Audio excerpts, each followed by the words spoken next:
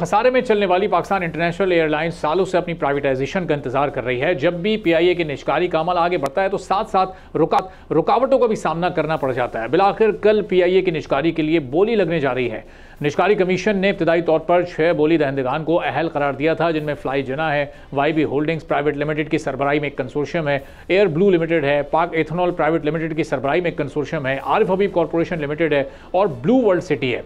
वजीर निष्कारी अब्दुल अलीम की ज़ेर सदारत एक हफ्ते कबल निष्कारी कमीशन के बोर्ड ने request for statement of qualification की शराइत के तहत इजाज़त शुदा तब्दीलियों से मुतालिक सिफारिशात पर गौर किया।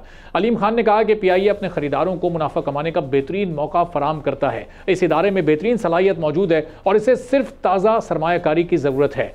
निष्कारी कमीशन के ज़राए का कहना है कि बोली लगाने वाले हतमी हैं और वो अब अपने कंसोर्शियम में कोई तब्दीली नहीं कर सकते। बोली का अमल शुरू होने से कबल वफाकी काबीना कम अज़ कम कीमत को हतमी शक्ल देकर इसकी मंजूरी देगी। काबीना इस बात को भी हतमी शक्ल देगी कि बोली का कितना फीसद हुकूमत को अदा किया जाएगा और हुकूक के मसले के तौर पर पीआईए-सीएल में कितनी फीसद रकम वापस की जाएगी। एयरलाइंस को बाकायदा ऑपरेटिंग एयरलाइंस की सतह पर लाने के लिए पीआईए में कामयाब बिडर्स की सरमायाकारी और यूरोप में पीआईए के ऑपरेशंस पर मौजूदा पाबंदी जैसे मसाइल मुमकिन बिडर्स के कुछ खदशात हैं।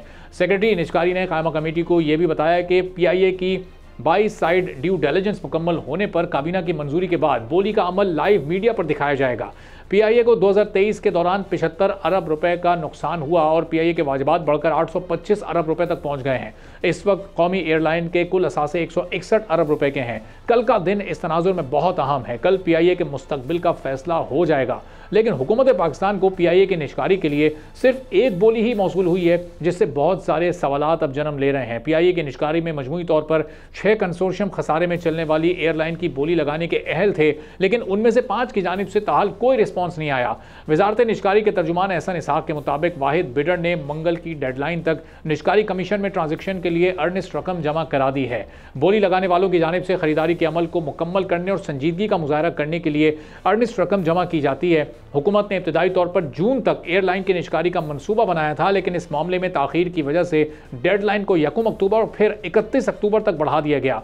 पाकिस्तान की एक रियल एस्टेट डेवलपमेंट कंपनी ने दावा किया है कि उनकी कंपनी ने पीआईए की निष्कारी के लिए बोली लगाने के अमल में दाखिल होने की शराइत मुकम्मल कर ली हैं।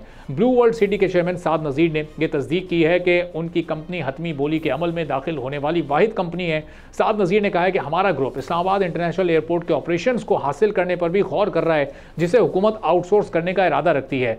ब्लू वर्ल्ड सिटी के चेयरमैन ने मजीद ये कहा कि उनका ग्रुप आलमी तैयारा साजों और हवाई अड्डों के ऑपरेटर्स के साथ बातचीत भी कर रहा है, जिसमें चीनी और तुर्किया की कंपनीज भी शामिल हैं। अब यहाँ हुकूमत का जो तर्ज अमल है वो भी उन्होंने जब हमने इस्लामाबाद इंटरनेशनल एयरपोर्ट की आउटसोर्सिंग देखी तो वहाँ पर जो मल्टीपल बिडर्स थे उनको आने से रोका गया और सिर्फ एक कंपनी को फ़ायदा देने की कोशिश की गई। और यहाँ पर हम देख रहे हैं कि 6 बिडर्स मौजूद हैं, लेकिन वो बिलाखिर 5 बिडर्स ऐसे हैं कि जिनको शायद अभी तक मुकम्मल तौर पर एतमाद नहीं हो पा रहा और सिर्फ एक बिडर ने ही ये बोली लगाने में अपनी दिलचस्पी का इजहार किया है। तो अब हुकूमत के इस रवैये पर भी और क्यों इतनी ताख़ीर इस प्राइवेटाइजेशन में हो रही है, इस पर भी हम गुफ्तगू करेंगे। ज़ुबैर गिलानी साहब साबिक वज़ीर सरमायाकारी के हमारे साथ मौजूद हैं। ज़ुबैर साहब बहुत शुक्रिया सर, प्रोग्राम के लिए आपने वक्त निकाला। अब ये तो अभी पहला केस है, इसी में अगर इतनी ज़्यादा मुश्किलात हमें दरपेश हैं तो ये आगे जब हम स्टील मिल की तरफ जाएंगे, दीगर इदारों की तरफ जाएंगे, कैसे वो हम प्राइवेटाइज़ कर सकेंगे? ये प्राइवेटाइजेशन क्यों नहीं मुकम्मल हो पा रही है पीआईए की, क्या समझते हैं आप? देखिए जी, ये फॉर्म 47 की हुकूमत से जो प्राइवेटाइजेशन है वो भी 47 की प्राइवेटाइजेशन है।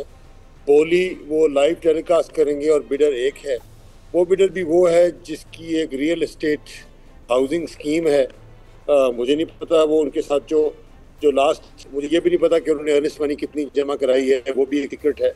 लेकिन हमारे मुल्क में सबसे बड़ा ये जो इशू है, ये जो पर्दे हैं सीक्रेसी के, ये अगर नीयतें साफ़ हों तो इसमें छुपने और छुपाने की ऐसी कौन सी चीज़ है जिसको छुपाया जाए। तो ये ज़ाहिर बात है कि जो बाकी 5 लोग हैं अगर वो पीछे हट गए हैं तो ये खुद एक खुला सबूत है इस बात का कि उनको इस हुकूमत की, जो कि फॉर्म 47 के ज़रिए टोटली, मैं समझता हूँ, माफ़ी चाहता हूँ कहते हुए, लेकिन जालसाजी से हुकूमत में बैठी हुई है, ऐवान में बैठी हुई है, उनसे इसी किस्म की प्राइवेटाइजेशन होनी है।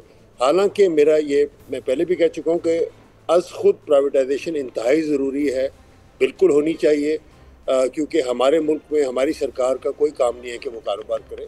लेकिन किसी भी हुकूमत का कोई भी सियासी हो, ये इसमें तो कोई बहस नहीं है, ज़रूर होनी चाहिए। लेकिन जिस तरीके से ये किया जा रहा है और जो क्वालिफाई करके एक बिड है वो भी एक रियल एस्टेट वाले की है, तो आप खुद सोच लें कि उसका क्या फ्यूचर होगा। इसलिए मुझे कोई बिल्कुल किसी किस्म की हैरत नहीं है कि ये इस सिचुएशन में है, हम खड़े हुए हैं। मेरे ख्याल में इस प्राइवेटाइजेशन को ऐसे आगे ले जाना बिल्कुल मुनासिब नहीं होगा और इस सारे प्रोसेस को रिवाइज करना चाहिए और रिवाइज करके कंप्लीटली ट्रांसपेरेंट तरीके से इसको आगे लेके जाना चाहिए। उसमें टाइम लग जाए, जो भी हो जाए, लेकिन इस तरह से किसी को पकड़ा देना अव्वल तो वो मेरा ख्याल है कि टेक्निकली भी ठीक नहीं होगा। फिर इस कदर जो सीक्रेसी के साथ किया था, मैं समझता हूँ ये बिल्कुल नामुनासिब अमल है और इसको अब यहाँ पे कैंसिल कर देना चाहिए, वरना इससे आगे इससे रिलेटेड लीगल मसाइल और खड़े हो सकते हैं। तो ज़ुबैर साहब, अगर ट्रांसपेरेंसी के इशूज़ हैं तो जो दीगर 5 बायर्स हैं वो अभी तक इस पर खुलकर क्यों नहीं इज़हार ख्याल कर रहे, या उनकी तरफ से क्यों रिजर्वेशंस नहीं इस पर सामने आ रहे? जब हमने इस्लामाबाद एयरपोर्ट की रिसोर्सिंग की बिड देखी थी तो वहाँ एक बिडर जो कि वक्त पर मौजूद थे, उन्हें टेक्निकल बुनियादों पर उस बिडिंग से आउट किया गया, अंदर दाखिल नहीं होने दिया गया। तो वहाँ जो कंसोर्शियम के रिप्रेजेंटेटिव थे वो आए, उन्होंने मीडिया पर आकर बात भी की खुलकर और उन्हें सारे मुतल्लिका फोरम्स पर जाने का कहा। फिर प्राइम मिनिस्टर ने उस पर एक्शन लिया और एक कमेटी तश्कील दी वहाँ पर तहकीकात के लिए। यहाँ पर हम देख रहे हैं कि ये तमाम 5 बिडर्स अभी तक खामोश हैं। क्या कल के दिन का इंतज़ार कर रहे हैं, उसके बाद फिर कोई आवाज़ उठाई जाएगी? एक तो ये देखें, जो डोमेस्टिक ग्रुप्स हैं, जो मुल्क के अंदर के जो ग्रुप्स हैं, उनके लिए, कारोबार के ग्रुप्स, उनके लिए वैसे भी बहुत मुश्किल होता है कि हुकूमत वक्त के ख़िलाफ़ खुल के बोले, क्योंकि उसकी जो इम्प्लिकेशंस हैं उनके लिए मसाइल में इजाफा हो सकता है, इनकम टैक्स की तरफ से, ये बाकी जगह हर तरफ से हुकूमत का जो ओवर रीच है वो इतनी ज़्यादा है कि किसी भी कारोबारी ग्रुप के लिए, कारोबारी शख्स के लिए ये मुमकिन नहीं है कि वो सरकार पे आके खुलम खुला वो तनकीद करे। उनके लिए उसकी कॉस्ट बहुत बढ़ जाती है। तो शायद एक वजह तो ये है कि वो तनकीद नहीं कर रहे।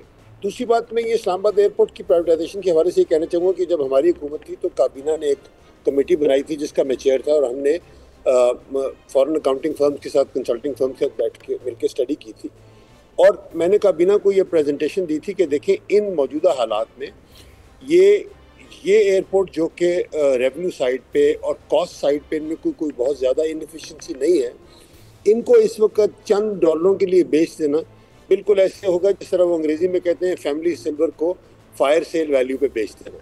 तो क्योंकि हमारे एयरपोर्ट अस खुद जो हैं वो उनमें ऐसी कोई इनएफिशिएंसी नहीं है कि वहाँ पे लाखों एम्प्लॉइज़ काम कर रहे हों और या हज़ारों एम्प्लॉइज़ काम कर रहे हों और वो बंद पड़े, इदारे बंद पड़े हों। एयरपोर्ट हमारे चल रहे हैं जैसे बाकी एयरपोर्ट हैं और अगर किसी ने मुल्क में सरमायाकारी करनी है या कारोबार करना है तो वो करने के लिए इन मौजूदा शक्ल में जो एयरपोर्ट है, इस्लामाबाद एयरपोर्ट या कराची एयरपोर्ट, उससे ना कोई ख़ास नुकसान होगा और ना कोई फ़ायदा होगा।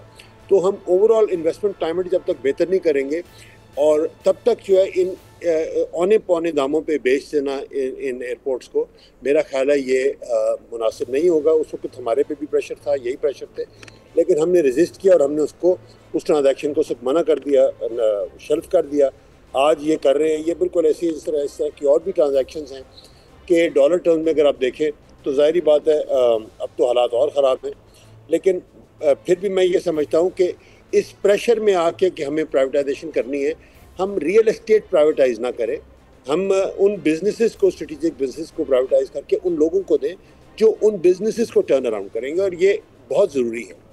सो आई थिंक इस गवर्नमेंट से कोई ये उम्मीद लगाना कि ये काम ट्रांसपेरेंसी से करेंगे, वो नाइंसाफ़ी। और जिस तरीके से इन्होंने ये 26वीं तरमीम के बाद जो किया है, तो अदलिया से भी उम्मीद जो है वो रखना जो है वो। तो ज़ुबैर साहब, इसका एक ट्रांसपेरेंट प्रोसेस क्या हो सकता था? गुज़िश्ता रोज़ तक अर्नेस्ट मनी जो जमा कराने का टाइम था, जो क्राइटेरिया था, अगर उस पर वो 5 बिडर्स या बायर्स अगर वो खुद उस क्राइटेरिया को नहीं पूरा कर रहे तो फिर इसमें गवर्नमेंट क्या कर सकती है? मना कर तो कोई बात नहीं, तो एडमिशन ऑफ, देखें ये वक्ती सेटबैक, मैं इसको डिफीट भी नहीं कहता। देखें ये मैं बिल्कुल सियासी बात नहीं कर रहा। एक कोशिश की गई, मुझे यकीन है नेक नीति से शुरू हुई थी कोशिश, लेकिन बाद में परफॉर्मेंस पोस्ट करने के लिए, कार्रवाई पोस्ट करने के दिखाने के लिए अगर हम इसको लेके आगे चलते जाएं तो वो अपने जो फेलियर्स हैं उनको कंपाउंड करने वाली बात है। अब हमें ये भी नहीं पता कि ब्लू वर्ल्ड ने कितनी अर्नेस्ट मनी दी है, मुझे, मेरी कमेल भी है फ्रैंकली स्पीकिंग, मुझे नहीं पता।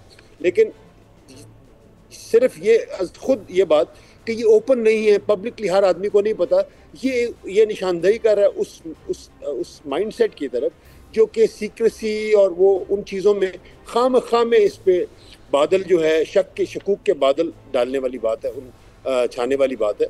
सो मेरे ख्याल में इस स्टेज पे इस ट्रांजैक्शन को अबैंडन कर देना चाहिए और उसके लिए पूरी मेहनत जारी रहे और ट्रांसपेरेंसी के साथ एक जैसे ये प्राइवेटाइजेशन भी बिल्कुल 26वीं तरमीम जैसी है कि रात के 12 बजे या सुबह के 3 बजे होनी है, जल्द से जल्द होनी है, वरना पता नहीं क्या हो जाएगा। सो क्यों ऐसा हो रहा है मेरी समझ से बाहर। सब्सक्राइब करें और बेल दबाएं ताकि कोई खबर रह न जाए।